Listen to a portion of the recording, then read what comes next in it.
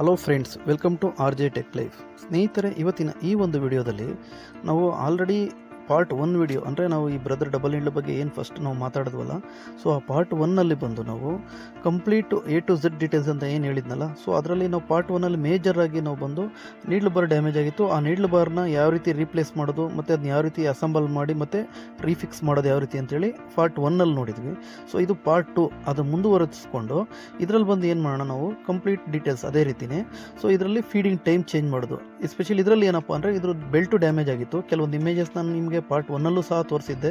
So ಇದರಲ್ಲೂ ಅದೇ ರೀತಿ ಅದನ್ನ ಕಂಟಿನ್ಯೂ ಮಾಡಿಕೊಂಡು ಸೊ ಅದನ್ನ ಸೆಟ್ಟಿಂಗ್ ನೀವು ಆಲ್ರೆಡಿ ಕೆಲವೊಂದು ಇಮೇಜಸ್ ನೀವು ಕಾಣಿಸ್ತಾ ಇದೆ ನೋಡಿ. ಈ ಒಂದು ಪಾರ್ಟ್ಸ್ ಯಾವುದು ಬ್ಯಾಕ್ ಟ್ಯಾಗ್ ಕನೆಕ್ಟಿಂಗ್ ಲಿವರು ಈ ಏರಿಯಾ ಎಲ್ಲ ರಿಮೂವ್ ಮಾಡೇ ನಾವು ಫೀಡಿಂಗ್ ಟೈಮ್ ಆ ಒಂದು ಬೆಲ್ಟ್ ಟೈಮರ್ ಬೆಲ್ಟ್ನ ಹಾಕ್ಕೊಬೇಕಾಗುತ್ತೆ. ಸೊ ಅದೇ ರೀತಿ ಹೊಸ ಬೆಲ್ಟ್ ಹಾಕ್ಕೊಂಡು ಫೀಡಿಂಗ್ ಟೈಮ್ ಯಾವ ರೀತಿ ಮಾಡೋದು ಮತ್ತು ಯಾವ ರೀತಿ ಸೆಟಪ್ ಮಾಡೋದು ಅಂತೇಳಿ ಕಂಪ್ಲೀಟ್ ಡೀಟೇಲ್ಸು. ಮತ್ತು ಇನ್ನೊಂದು ಮೇಜರಾಗಿ ಸ್ನೇಹಿತರೆ, ನಿಮಗೆ ಈ ಫೀಡಿಂಗ್ ಟೈಮ್ ಹೋಗಿದೆ ಅಂತೇಳಿ ಯಾವ ರೀತಿ ನೀವು ಫೈಂಡ್ ಔಟ್ ಮಾಡ್ತೀರಿ, ಇದರಲ್ಲಿ ಒಂದು ಲಾಜಿಕ್ ಇದೆ ಸ್ನೇಹಿತರೆ. ಇದುವರೆಗೂ ನನಗೆ ಗೊತ್ತಿದ್ದ ಪ್ರಕಾರ ಈ ಒಂದು ಲಾಜಿಕ್ನ ತುಂಬ ಜನಕ್ಕೆ ಗೊತ್ತಿಲ್ಲ ಅಂತ ನಾನು ಭಾವಿಸಿದ್ದೀನಿ. ಸೊ ಗೊತ್ತಿರಬಹುದು, ಇಲ್ಲ ಅಂತಲೂ ನಾನು ಹೇಳೋದಿಲ್ಲ. ಸೊ ಯಾರು ಗೊತ್ತಿಲ್ವೋ ಈ ಒಂದು ಲಾಜಿಕ್ ನಾನು ಏನು ಹೇಳ್ತೀನಲ್ಲ, ಈ ಲಾಜಿಕ್ ನಿಮಗೆ ಗೊತ್ತಾಯಿತು ಅಂದರೆ ಆಟೋಮೆಟಿಕ್ಕಾಗಿ ನೀವು ಆರಾಮಾಗಿ ಈ ಡಬಲ್ ನೀಡ್ಲ್, ಈ ಬ್ರದರೇ ಅಂತಲ್ಲ, ಡಬಲ್ ನೀಡ್ಲಿಗೆ ಬೆಲ್ಟ್ ಟೈಮಿಂಗ್ ಅಂತ ಏನೇನು ಬರುತ್ತೋ ಆಲ್ಮೋಸ್ಟ್ ಎಲ್ಲದಕ್ಕೂ ಒಂದೇ ರೀತಿ ಇರುತ್ತೆ, ಏನೂ ಚೇಂಜಸ್ ಇರಲ್ಲ ಬೆಲ್ಟ್ ಟೈಮಿಂಗು. ಈ ಲಾಜಿಕ್ ನಾನು ಹೇಳ್ತೀನಲ್ಲ, ಈ ಲಾಜಿಕ್ನ ನಿಮಗೆ ಕಂಪ್ಲೀಟಾಗಿ ಯಾವ ರೀತಿ ಆ ಒಂದು ಅಪ್ಲೈ ಮಾಡಬೇಕು ಅಂತೇಳಿ ನಾನು ನಿಮಗೆ ತೋರಿಸ್ಕೊಡ್ತೀನಿ.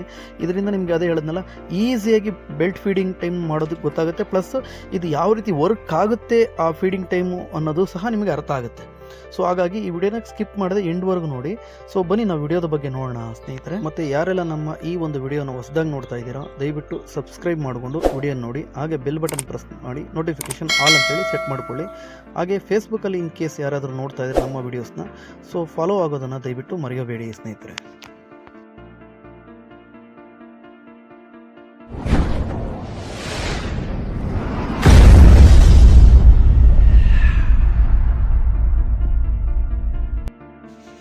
ಇನ್ನು ಮಿಷಿನ್ ನಾವು ಬಗ್ಗೆ ನೋಡೋದಾದರೆ, ಆಲ್ರೆಡಿ ಮಿಷಿನ್ ನಾವು ಅಷ್ಟೇ ಫಸ್ಟ್ ಪಾರ್ಟ್ 1ನಲ್ಲಿ ನಾವು ಕಂಟಿನ್ಯೂ ಮಾಡಿದ್ದೀವಿ.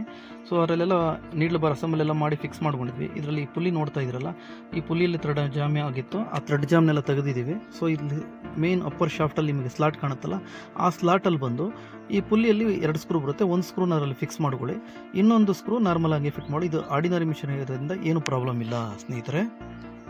ಅದಾದಮೇಲೆ ಸೊ ಇದರಲ್ಲಿ ಇನ್ನೊಂದು ಮೇಜರ್ ಪ್ರಾಬ್ಲಮ್ ಇದೆ ಸ್ನೇಹಿತರೆ, ನಿಮಗೆ ಇದನ್ನು ತೋರಿಸ್ತೀನಿ, ನೀವು ನೋಡಿ. ನಿಮ್ಗೆ ಕ್ಲೀನಾಗಿ ಅದನ್ನು ಡೀಪಾಗಿ ಸ್ವಲ್ಪ ನೋಡಿದ್ರೆ ನಿಮ್ಗೆ ಅರ್ಥ ಆಗುತ್ತೆ. ಸೊ ನಾನು ಇವಾಗ ಮಿಷಿನ್ನ ರೊಟೇಷನ್ ಮಾಡ್ತಾ ಇರ್ತೀನಿ, ಆ ಫೀಡಾಗಿ ಮೂಮೆಂಟ್ ಸ್ವಲ್ಪ ಅಬ್ಸರ್ವ್ ಮಾಡಿ. ಇದರಲ್ಲಿ ಏನು ಪ್ರಾಬ್ಲಮ್ ಇದೆ ಅಂದರೆ, ನಾನು ನೀಡ್ಲ್ ಮೂಮೆಂಟ್ ಮಾಡಿ ನೀಡ್ಲ್ ಡೌನ್ ಬರೋ ಫೀಡಾಗಿ ಆಟೋಮೆಟಿಕ್ ಸ್ವಲ್ಪ ಏನಾಗುತ್ತೆ, ಒಂದು ಸೆಕ್ಷನ್ 1/8 ಅಷ್ಟು ಡೌನ್ಗೆ ಹೋಗ್ತಾ ಇದೆ ಆಟೋಮೆಟಿಕ್. ಅಂದರೆ ಅದು ನಮಗೆ ರನ್ನಿಂಗಲ್ಲಿ ಏನಾಗ್ತಾ ಇದೆ, ಪ್ರಾಬ್ಲಮ್ ಜಾಸ್ತಿ ಕಾಣುತ್ತೆ. ಅವಾಗ ಏನಾಗುತ್ತೆ, ಪೀಸು ಡ್ಯಾಮೇಜ್ ಆಗುತ್ತೆ ಮತ್ತು ಎಳೆಯೋದಿಲ್ಲ, ನೀಡ್ಲ್ ಬ್ರೇಕೇಜ್ ಆಗೋದು ಚಾನ್ಸ್. ಅದಕ್ಕೆ ಕಾರಣ ನೋಡಿ, ನಿಮಗೆ ಇಲ್ಲಿ ಕೆಳಗಡೆ ಕಾಣುತ್ತೆ ಈ ಎಕ್ಸೆಂಟ್ರಿಕ್ಕು, ಆ ಫೀಡಾಗಿ ಮೂವ್ಮೆಂಟ್ ಮಾಡುತ್ತಲ್ಲ ಎಕ್ಸೆಂಟ್ರಿಕ್ಕು, ಅದೇನಾಗುತ್ತೆ ಒಳಗಡೆ ಸ್ಕ್ರೂ ಲೂಸ್ ಆಗ್ಬಿಟ್ಟಿದೆ.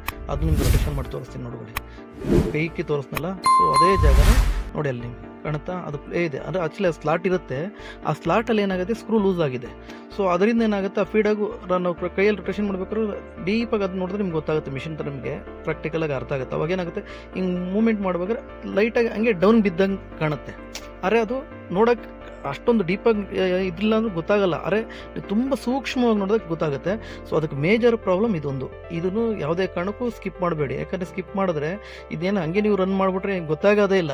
ಯಾಕಂದರೆ ಇದ್ರೊಳಗಡೆ ಒಂದು ಬ್ಲಾಕ್ ಇರುತ್ತೆ, ಅದರೊಳಗಡೆ ಈ ಒಂದು ಎಕ್ಸೆಂಟ್ರಿಕ್ ರೋಲರ್ ಇದೆ. ಸೊ ಹಂಗಾಗಿ ಇದನ್ನ ಕ್ಲೀನಾಗಿ ಸ್ಕ್ರೂ ಟೈಟ್ ಮಾಡಿಕೊಂಡು ಆಮೇಲೆ ಈ ಫೀಡಾಗ ಆ ಬ್ಲಾಕ್ನ ಹಾಕ್ಕೊಳ್ಳಿ. ಆವಾಗ ನಿಮಗೆ ಕ್ಲೀನಾಗಿ ಫೀಡಾಗಿ ಕ್ಲೀನಾಗಿ ಟೈಟ್ ಆಗುತ್ತೆ. ಇಲ್ಲ ಅಂದರೆ ಏನಾಗುತ್ತೆ, ಅದು ನಾನು ಹೇಳಿದ್ನಲ್ಲ, ಆ ಪ್ರಾಬ್ಲಮ್ ಆಯಿತು ಅಂದರೆ ನೀಡ್ಲ್ ಬ್ರೇಕೇಜು, ಸ್ಕಿಪ್ಪು ಮತ್ತು ಆ ಪೀಸು ಫ್ರೀಯಾಗಿ ಮೂವ್ ಆಗೋಲ್ಲ, ಜಾಮ್ ಆಗ್ತಾ ಇರುತ್ತೆ ನೋಡಿ. ಇವಾಗ ಮತ್ತೆ ನೋಡಿದ್ರಲ್ಲ, ಅವಾಗ ಹೆಂಗೆ ಶೇಕ್ ಆಗ್ತಾಯಿತ್ತು. ಈಗ ಮತ್ತೆ ಅದೇ ರೀತಿ ಫುಲ್ ಟೈಟ್ ಮಾಡ್ಕೊಳ್ಳಿ ಸ್ಕ್ರೂಡ್ರೈವರ್ ತೊಗೊಂಡು. ಯಾಕಂದ್ರೆ ಮೀಡಿಯಮ್ ಟೈಟ್ ಇರ್ಬೋದು, ಇದು ಫುಲ್ ಟೈಟ್ ಇರಬೇಕು, ಅದನ್ನ ನೋಡ್ಕೊಳ್ಳಿ. ಆ್ಯಸ್ ಪರ್ ನಾನು ಏನು ಮಾಡ್ತಾ ಇದ್ದೀನಲ್ಲ ಅದೇ ಥರ ನೀವು ಟೈಟ್ ಮಾಡ್ಕೊಳ್ಳಿ. ಅದೆಲ್ಲ ಆದಮೇಲೆ ಈ ಒಂದು ಆ ಫೀಡಾಗ್ದು ಎಕ್ಸೆಂಟ್ರಿಕ್ದು ಆ ಒಂದು ಲಾಕ್ ಇರುತ್ತೆ. ಸೊ ಆ ಲಾಕ್ನ ಈ ಒಂದು ರೋಲರ್ ಒಳಗಡೆ ಈ ಗೋಲಲ್ಲಿ ಕುತ್ಕೊಳುತ್ತೆ, ಈ ಲಾಕ್ನ ಹಂಗೆ ಕುಂಡಿಸ್ಕೊಳ್ಳಿ. ಸೊ ಕಾಣಿಸ್ತಾ ಇದೆ ಅಂದ್ಕೊಂಡಿದ್ದೀನಿ, ನಿಮಗೆ ಪ್ರತಿಯೊಂದು ನಾನು ಪಿನ್ ಟು ಪಿನ್ ತೋರಿಸ್ತಾ ಇದ್ದೀನಿ ನೋಡಿ. ಇದು ತುಂಬ ಮೇಜರ್ ಇತ್ತು ಸ್ನೇಹಿತರೆ, ನಾವು ಅಬ್ಸರ್ವ್ ಮಾಡಿಲ್ಲ. ಆಮೇಲೆ ಏನಕ್ಕೆ ಈ ಥರ ಆಗ್ತಾ ಇದೆ ಅಂತೇಳಿ ನೋಡಿದಾಗ ಈ ಪ್ರಾಬ್ಲಮ್ ಇದು ಬಿಚ್ಚಿದಾಗ ನಮ್ಗೆ ಗೊತ್ತಾಯಿತು. ಸೊ ಅದನ್ನು ನಿಮಗೆ ತೋರಿಸ್ತಾ ಇದ್ದೀನಿ. ಯಾಕಂದರೆ ಅಲ್ಲಿ ನಾವು ಏನೇನು ಪ್ರಾಬ್ಲಮ್ ಫೇಸ್ ಮಾಡಿದ್ವಿ ಎಲ್ಲ A to Z ನಿಮಗೆ ಅದನ್ನೇ ನಾನು ಹೇಳಿದೆ, A to Z ಅಂತ ಹೇಳಿದ್ದು ಇದೇ ಉದ್ದೇಶಕ್ಕೋಸ್ಕರ. ಏನೇನು ಪ್ರಾಬ್ಲಮ್ ಇತ್ತು ಪ್ರತಿಯೊಂದು ಪಿನ್ ಟು ಪಿನ್ ತೋರಿಸ್ತಾ ಇದ್ದೀವಿ ಸ್ನೇಹಿತರೆ. ಎಸ್ಪೆಷಲಿ ಇದು ಹೊಸಬರಿಗೆ ತುಂಬ ಯೂಸ್ಫುಲ್ ವಿಡಿಯೋ. ನಿಮಗೆ ಹೆಂಗೆ ಅಂದರೆ ಪ್ರತಿಯೊಂದು ನೀವು ಪಿನ್ ಟು ಪಿನ್ ಇಲ್ಲೇ ನಿಮ್ಗೆ ತೋರಿಸೋದ್ರಿಂದ ನಿಮಗೆ ಈಸಿಯಾಗಿ ಕಲಿಯೋದಕ್ಕಂತೂ ತುಂಬ ಈಸಿ ಆಗುತ್ತೆ. ಇದು ಇದೇ ಡಬಲ್ ನೀಡ್ಲ್ ಅಂತಲ್ಲ, ಆಲ್ಮೋಸ್ಟ್ ಎಲ್ಲ ಡಬಲ್ ನೀಡ್ಲು ಇದೇ ಇರುತ್ತೆ. ಮೆಕ್ಯಾನಿಕಲ್ ಏನು ಪಾರ್ಟ್ಸ್ ಬರುತ್ತೆ ಎಲ್ಲ ಇದೇ ರೀತಿ ಇರುತ್ತೆ. ಸೊ ಈಗ ನಾವು ನೋಡಿ ಶೇಕ್ ಚೆಕ್ ಮಾಡಿದ್ವಿ, ಈಗ ಮೂಮೆಂಟ್ ಮಾಡಿನೂ ಸಹ ನೋಡೋಣ ಏನನ್ನ ಪ್ಲೇ ಇದೆಯಾ ಏನೋ ಇತ್ತ, ನಿಮಗೆ ಅದು ಮೂಮೆಂಟ್ ಏನೋ ಡೌನ್ಗೆ ಹೋಗುತ್ತೆ ಅನ್ನೋದು ಗೊತ್ತಾಗ್ಬಿಡುತ್ತೆ. ಸೊ ಅದೆಲ್ಲ ಆದಮೇಲೆ ಫೀಡಿಂಗ್ ಟೈಮು, ಈ ಫೀಡಿಂಗ್ ಟೈಮ್ಗೆ ಹೋಗೋಣ ನಾವು. ಫೀಡಿಂಗ್ ಟೈಮ್ ಒಬ್ಬೊಬ್ಬರು ಒಂದೊಂದು ರೀತಿಯಲ್ಲಿ ಮಾಡ್ತಾರೆ ಸ್ನೇಹಿತರೆ. ಆ್ಯಕ್ಚುಲಿ ನಾನು 2 ರೀತಿಯಲ್ಲಿ ನಿಮ್ಗೆ ತೋರಿಸ್ಕೊಡ್ತೀನಿ. ಸೊ ಒಂದು, ಇವಾಗ ನೀವು ನೋಡ್ತಾ ಇದ್ದೀರಿ ನೀಡ್ಲು ಬಂದು ಫುಲ್ಲು ಡೌನ್ ಪೊಸಿಷನ್ ನಿಮಗೆ ಕಾಣಿಸ್ತಾ ಇದೆಯಾ, ಫುಲ್ಲು ಡೌನ್ ಪೊಸಿಷನ್ ಇಟ್ಕೊಂಡು ಫೀಡ್ ಆಗು ಅದೇ ರೀತಿ ಫುಲ್ ಅಪ್ ಪೊಸಿಷನಲ್ಲಿ ಇರಬೇಕು. Needle bar full down position ಬಂದಾಗ ನೀಡ್ಲು ಫೀಡ್ ಆಗಿ ಬಂದು ಅಪ್ ಪೊಸಿಷನ್ಗೆ ಇಟ್ಕೊಂಡು ಅಲ್ಲಿ ನೀವು ಬೆಲ್ಟ್ನ ಅಲ್ಲಿ ತೋರಿಸ್ತಾ ಇದ್ದು ನೋಡಿ, ಈ ಬೆಲ್ಟು ಆ ಗೇರ್ಗೆ ಲಾಕ್ ಮಾಡ್ಕೊಳೋದು. ಸೊ ಇದು ಒಂದು ಪ್ರೊಸೀಜರು. ಸೊ ಇವಾಗ ಆ್ಯಸ್ ಪರ್ ನಾನು ಏನು ತೋರಿಸ್ತೀನೋ ಇದೇ ರೀತಿಯೇ ನೀವು ನೋಡ್ಕೊಳ್ಳಿ. ಅದನ್ನ ಪೊಸಿಷನ್ ನಾನು ರೊಟೇಷನ್ ಹಿಂದೆ ಮುಂದೆ ಮಾಡಿ ಸಹ ತೋರಿಸ್ತೀನಿ ನಿಮಗೆ ಅರ್ಥ ಆಗಲಿ ಅನ್ನೋ ಉದ್ದೇಶಕ್ಕೆ. ಅಂದರೆ ಫೀಡಾಗಿ ಫುಲ್ ಡೌನು ಬರಬಾರ್ದು, ಫುಲ್ಲು ಅಪ್ ಅಂದರೆ ಅಪ್ ಪೊಸಿಷನ್ ಅಂದರೆ ಮೂಮೆಂಟ್ ಇನ್ನೇನು ಮುಂದಕ್ಕೆ ಹೋಗುತ್ತಲ್ಲ ಆ ಒಂದು ಪೊಸಿಷನ್ ತಂದು ನಿಲ್ಲಿಸ್ಕೊಳ್ಳಿ. ನಾನು ಇವಾಗ ನಿಮ್ಗೆ ತೋರಿಸ್ತಾ ಇದ್ದೀನಿ ಅದೇ ಥರ ಕಾಣಿಸ್ತಾ ಇದೆಯಾ. ಸೊ ಫ್ರಂಟಲ್ಲೂ ತೋರಿಸ್ತೀನಿ, ಬ್ಯಾಕಲ್ಲಿ ಈ ಸೈಡ್ ಲೆಫ್ಟ್ ಸೈಡಲ್ಲೂ ನಿಮ್ಗೆ ಕ್ಯಾಮ್ರಾ ರೊಟೇಷನ್ ಮಾಡಿ ತೋರಿಸ್ತೀನಿ ರೀ, ಅವಾಗ ನಿಮ್ಗೆ ಗೊತ್ತಾಗುತ್ತೆ. ಸೊ ಇವಾಗ position full top position feed ಆಗಿದೆ. ಸೊ ಈ ಕಡೆಯಿಂದನೇ ನಿಮಗೆ ಕಾಣುತ್ತೆ ನೋಡಿ ಎಷ್ಟಿದೆ, ಮ್ಯಾಕ್ಸಿಮಮ್ ಒಂದು 2 mm ಥಿಕ್ನೆಸ್ವರೆಗೂ ಮೇಲಕ್ಕೂ ಇದೆ. ಸೊ ಆ ಲೆವೆಲ್ ಕುಂಡ್ರಿಸ್ಕೊಂಡು ಬೆಲ್ಟ್ನ ಆಲ್ರೆಡಿ ನಾವು ಅಲ್ಲಿಗೆ ಇಟ್ಕೊಂಡಿರ್ತೀವ ಆ ಟೀತ್ ಕುಂಡ್ರಿಸ್ಕೊಂಡು ಹಾಗೆ ರೊಟೇಷನ್ ತಿರ್ಸ್ಕೊಳ್ಳಿ. ಸೊ ಆ್ಯಸ್ ಪರ್ ಡಿಟೋ ಏನೂ ಚೇಂಜಸ್ ಇರೋದಿಲ್ಲ ನೋಡಿ. ಹಂಗೆ ಅದನ್ನ ಸ್ಕಿಪ್ ಮಾಡಬೇಡಿ. ಸ್ಕಿಪ್ ಆಯಿತು ಅಂದರೆ ಏನಾಗುತ್ತೆ ನಿಮಗೆ ಅಲ್ಲಿ ಒಂದು ಟೀತ್ ಚೇಂಜ್ ಆದ್ರೂ ನಿಮಗೆ ಟೈಮಿಂಗ್ ಹೋಗ್ಬಿಡುತ್ತೆ. ಸೊ ಅದೇ ರೀತಿ ಕುಂಡ್ರಿಸ್ಕೊಂಡು ಸೊ ಇದನ್ನು ಹಾಕ್ಕೊಂಡ್ವಿ. ಈಗ ನೋಡಿ ನಿಮಗೆ ಕಾಣಿಸ್ತಿದೆ ಫೀಡಿಂಗು ಇದು ಕರೆಕ್ಟ್ ಬಂದಿದೆ. ಸೊ ನಾನು ನಿಮಗೆ ಒಂದು ಹೇಳ್ತಿದ್ನಲ್ಲ ಲಾಜಿಕ್ಕು, ಈ ಲಾಜಿಕ್ನೇ ಇಲ್ಲಿ ನಿಮ್ಗೆ ತೋರಿಸ್ತೀನಿ ನೋಡಿ. ಏನಿಲ್ಲ ಸ್ನೇಹಿತರೆ, ಯಾರು ಇದುವರೆಗೂ ನನಗೆ ಗೊತ್ತಿದ್ದಂಗೆ ಹೇಳಿಕ್ಕೆ ಕೊಟ್ಟಿಲ್ಲ ಈ ಒಂದು ಲಾಜಿಕ್ನ. ಈ ಫೀಡಿಂಗ್ ಟೈಮ್ ಕರೆಕ್ಟ್ ಇದೆ ಅಂತಂತಂದ್ರೆ ತಿಳ್ಕೊಳೋದಕ್ಕೆ ನೀಡ್ಲು ಬಾರ್ ಫುಲ್ ಡೌನ್ ಪೊಸಿಷನಲ್ಲಿದ್ದಾಗ ಆ ರಫಿಂಗ್ ಕನೆಕ್ಟ್ ಇದೆಯಲ್ಲ ಆ ಲಿವರ್ನ ನಾವು ಪ್ರೆಸ್ ಮಾಡಿದಾಗ ಈ ಫೀಡಾಗು ಮತ್ತು ನೀಡ್ಲು ಬಾರು ಪ್ಲೇ ಮುಂದಕ್ಕೆ ಹಿಂದಕ್ಕೆ ಆಡಬಾರ್ದು. ಅಂದರೆ ಪೊಸಿಷನ್ ನೋಡಿ, ಇವಾಗ ನಾವು ಮೇಲಕ್ಕೆ ಇಟ್ಕೊಂಡು ಆಡ್ತೀವಲ್ಲ ಈ ರೀತಿ ಆಗಬಾರ್ದು. ಇದು ಕರೆಕ್ಟ್ ಇದೆ.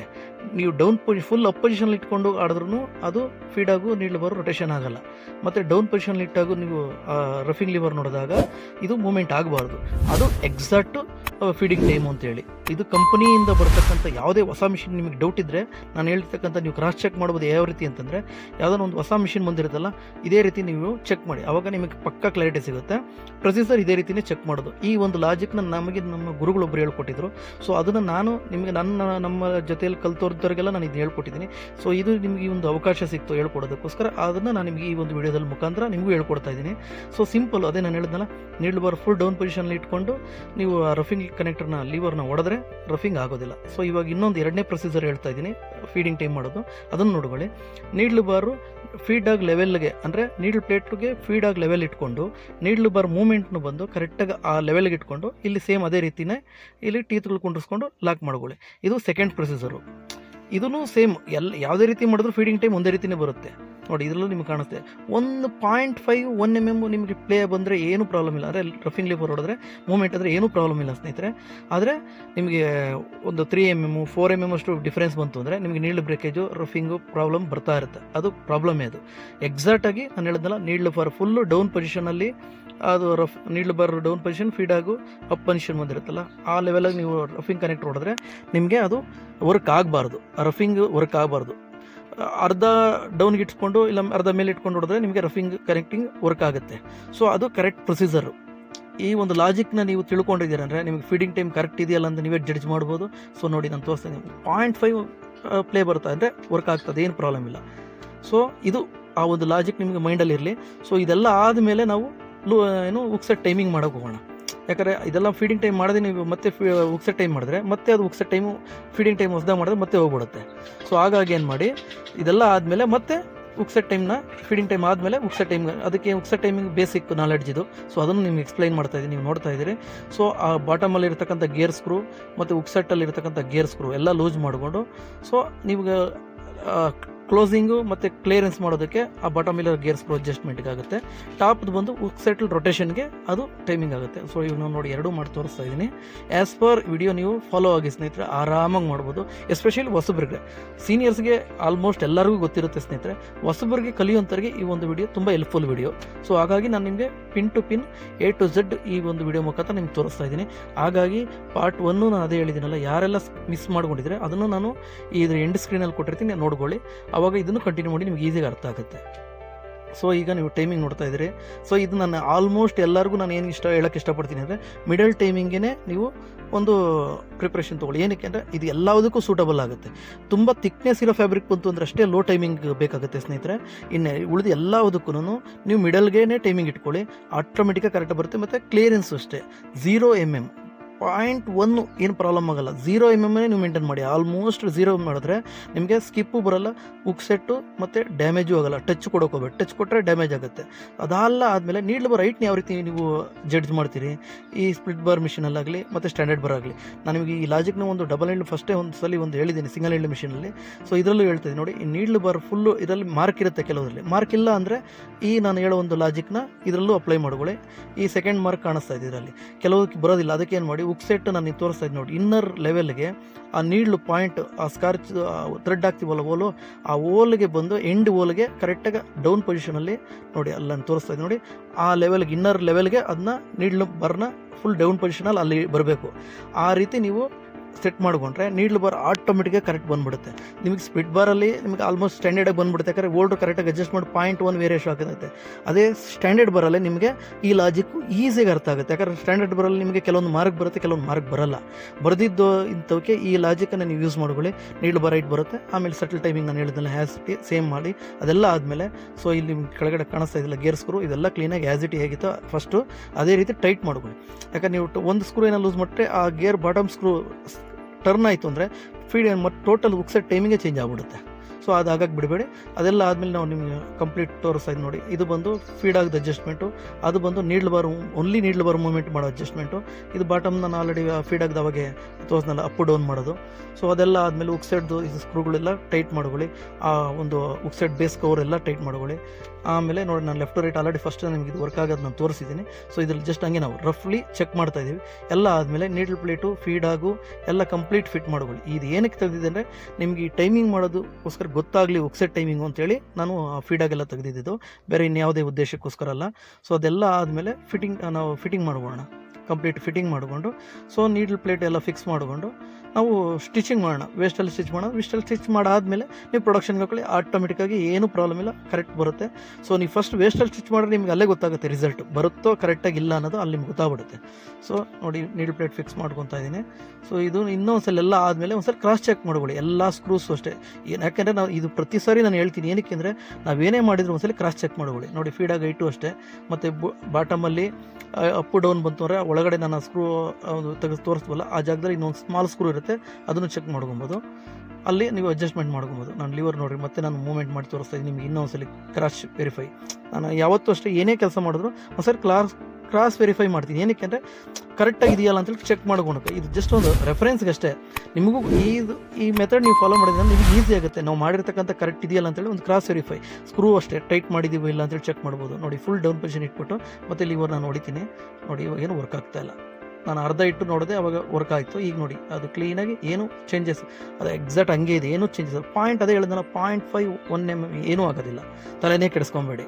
ಬಟ್ ಆ ಲಾಜಿಕ್ ಈ ಹೇಳಿದ್ನಲ್ಲ, ಇದೇ logic. Needle bar full down ಪೊಸಿಷನಲ್ಲಿ ಇಟ್ಕೊಂಡು ನೀವು ರಫಿಂಗ್ ಲೀವರ್ನ ಹೊಡೆದ್ರೆ ಅದು ನಿಮಗೆ ನೀಡ್ಲ್ ಬಾರು ಮತ್ತು ಫೀಡಾಗಿ ಮೂವ್ಮೆಂಟ್ ಆಗಬಾರ್ದು ಈ ರೀತಿ.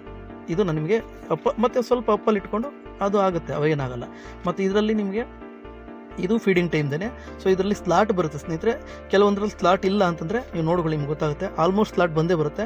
ಇದು ಆ ಒಂದು ಸ್ಕ್ರೂ ಆ ಸ್ಲಾಟಲ್ಲಿ ಕುಂಡಿಸ್ಕೊಂಡು ಇನ್ನೊಂದು ನಾರ್ಮಲಾಗಿ ಕೂತ್ಕೊಳ್ಳುತ್ತೆ. ಇದು ಮಾಡಿದ್ರೂ ನಿಮಗೆ ಫೀಡಿಂಗ್ ಟೈಮ್ ಜಸ್ಟ್ ಏನು 0.5 1 mm ಅಷ್ಟು ನೀವು ಇಲ್ಲಿ ಚೇಂಜ್ ಮಾಡ್ಕೊಬೋದು.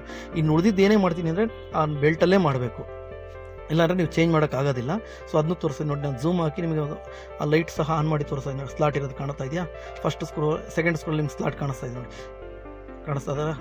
ಅಲ್ಲನ ಅದು ಸ್ಕ್ರೂ ಬಿಚ್ಚು ತೋರಿಸ್ತಾ ಇದೆ. ಇದರಲ್ಲಿ ಆ ಶಾಫ್ಟಲ್ಲಿ ಸ್ಲಾಟ್ ಇರುತ್ತೆ, ಅದರಲ್ಲಿ ನಾವೇನು ಚೇಂಜ್ ಮಾಡೋಕ್ಕಾಗಲ್ಲ. ಈ ಹೊಸ ಮಾಡೆಲ್ ಬ್ರದರ್ ಇದೆಯಲ್ಲ ಅದರಲ್ಲಿ ಏನು ಮಾಡುತ್ತೆ, ಅದರಲ್ಲಿ ನಿಮಗೆ ಸ್ಲಾಟ್ ಕೊಡೋದಿಲ್ಲ ಸ್ನೇಹಿತರೆ, ಅದರಲ್ಲಿ ಒಂದು ಟೀತ್ ಟೈಪ್ ಇದು ಕೊಡ್ತಾನೆ. ಅದರಲ್ಲಿ ನೀವು ಬೆಲ್ಟ್ ಬಿಚ್ಚಿದಂಗೆ ಕೂಡ ಟೈಮಿಂಗ್ ಚೇಂಜ್ ಮಾಡ್ಬೋದು, ಫೀಡಿಂಗ್ ಟೈಮು. ಸೊ ಈ ಓಲ್ಡ್ ಮಾಡಲ್ಸ್ ಎಲ್ಲನೂ ಇದೇ ರೀತಿ ಇರುತ್ತೆ, ಮ್ಯಾಕ್ಸಿಮಮ್ ಎಲ್ಲ ಇದೇ ರೀತಿ ಇರುತ್ತೆ. ಸೊ ಇದೆಲ್ಲ ಆದಮೇಲೆ ನಾವು ಸ್ಟಿಚ್ ಮಾಡ್ತಾ ಇದ್ದೀವಿ ನೋಡಿ, ನಿಮಗೆ ಕಾಣಿಸ್ತಾ ಇದೆ. ಸೊ ಸ್ಟಿಚ್ ಬರ್ತಾ ಇದೆ, ಏನು ಪ್ರಾಬ್ಲಮ್ ಇಲ್ಲ. ಸೊ ಇನ್ಸೈಡು ಟಾಪ್ ಸೈಡ್ ಎರಡು, ಮತ್ತು ನಾನು ಸ್ವಲ್ಪ ಥಿಕ್ನೆಸ್ ಕೊಟ್ಟು ಸಹ ನೋಡೋಣ ಏನಾನ ಚೇಂಜಸ್ ಆಗುತ್ತಾ ಅಂತೇಳಿ ನಿಮ್ಗೆ ಗೊತ್ತಾಗ್ಬಿಡುತ್ತೆ. ಸೊ ನೋಡ್ತಾ ಇದ್ದೀರಿ ಸ್ನೇಹಿತರೆ, ಈ ಸೈಡ್ ಹೊಡೆದ್ವಿ, ಈ ಸೈಡು ಹೊಡಿತಾ ಇದ್ದೀವಿ, ಬಟ್ 2 ಫೋಲ್ಡ್ ಎಕ್ಸ್ಟ್ರಾ ಮಾಡಿ ಹೊಡಿತಾ ಇದ್ದೀವಿ. ಸ್ಟಿಚ್ ಕ್ವಾಲಿಟಿಗೆ ನೀವು ನೋಡ್ತಾ ಇದ್ದೀರಿ ಎಷ್ಟು ಕ್ಲೀನಾಗಿದೆ, ಇನ್ಸೈಡ್ ಅಷ್ಟೇ ಟಾಪ್ ಸೈಡ್ ಅಷ್ಟೇ, ಯಾವುದೇ ರೀತಿ ಲೂಸ್ ಸ್ಟಿಚ್ ಇಲ್ಲ. ಫೀಡಿಂಗ್ ಟೈಮ್ ಚೇಂಜ್ ಆಗಿತ್ತು ನಿಮ್ಗೆ ಗೊತ್ತಿರುತ್ತೆ, ಆಲ್ಮೋಸ್ಟು ಲೂಸ್ ಸ್ಟಿಚ್ ಬಂದುಬಿಡುತ್ತೆ ನೋಡಿ. ಫಿಂಗರ್ ಹೊಡೆದು ನಾವು ನೋಡ್ತಾ ಇದ್ದೀವಿ, ಏನು ಪ್ರಾಬ್ಲಮ್ ಅಂದರೆ ಕರೆಕ್ಟಾಗಿ ಇಷ್ಟೊತ್ತು ನಾವು ಮಾಡಿದವರೆಗೂ ಕಂಪ್ಲೀಟ್ ಕರೆಕ್ಟಾಗಿ ಪರ್ಫೆಕ್ಟ್ ಆಗಿದೆ ಅಂತೇಳಿ ಸ್ನೇಹಿತರೆ. ಸೊ ಇಷ್ಟೇ ಸ್ನೇಹಿತರೆ ಇವತ್ತಿನ ಈ ಒಂದು ವಿಡಿಯೋದಲ್ಲಿ. ಸ್ನೇಹಿತರೆ, ಇದಾಗಿತ್ತು ಇವತ್ತಿನ ವಿಷಯ. ಈ ವಿಡಿಯೋದ ಬಗ್ಗೆ ನಿಮ್ಮ ಅನಿಸಿಕೆಯನ್ನು ಕಾಮೆಂಟ್ ಮಾಡಿ ತಿಳಿಸಿ. ಹಾಗೆ ನಿಮ್ಮ ನೆಚ್ಚಿನ RJ ಟೆಕ್ ಲೈಫ್ ಚಾನಲನ್ನು ಸಬ್ಸ್ಕ್ರೈಬ್ ಮಾಡುವುದನ್ನು ಮರೆಯಬೇಡಿ. ಈ ವಿಡಿಯೋ ಇಷ್ಟ ಆದರೆ ಒಂದು ಲೈಕ್ ಮಾಡಿ, ಹಾಗೆ ನಿಮ್ಮ ಫ್ರೆಂಡ್ ಸರ್ಕಲ್ನಲ್ಲಿ ಈ ಒಂದು ವಿಡಿಯೋವನ್ನು ಶೇರ್ ಮಾಡಿ. ಮುಂದಿನ ಹೊಸ ವಿಷಯಗಳೊಂದಿಗೆ ಸಿಗೋಣ. ಎಲ್ಲರಿಗೂ ನನ್ನ ಧನ್ಯವಾದಗಳು.